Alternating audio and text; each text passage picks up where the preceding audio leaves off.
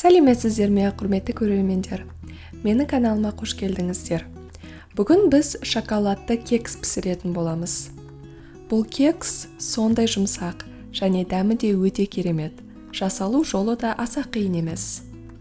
Алдымен бөлме температурасындағы сары майға қантты қосып, миксердің көмегімен қант әбден ерігенге дейін араластырамыз.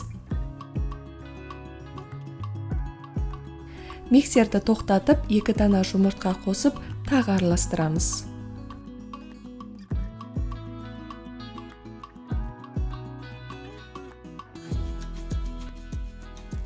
Одан кейін бөлме температурасындағы сүтті қосып, тағы да кішкене араластырамыз.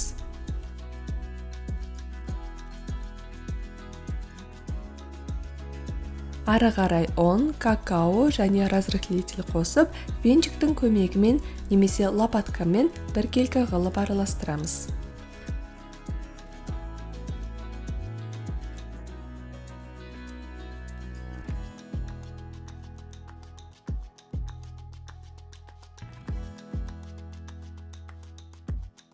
Осындай силиконды формаға ас қасықтың көмегімен массаны теңдей бөліп саламыз.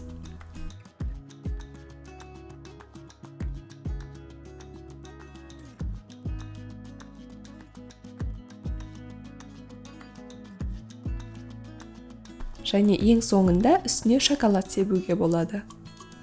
Мен молочный шоколад қолдандым. Алдын ала 180 градуста қыздырылған пеште 20 минуттай пісіреміз. Пісу уақыты сіздің духовкаңызға байланысты. Кекстің піскенін шпажка немесе тіс шұқығышпен тексеріп көруге болады. Міне, 20 минут уақыт өтті. Кексіміз дайын.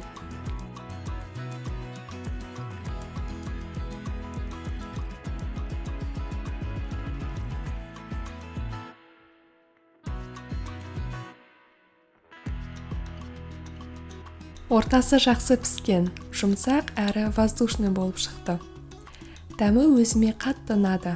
Сіздерге де жасап көруге кеңес беремін. Сау болыңыздар.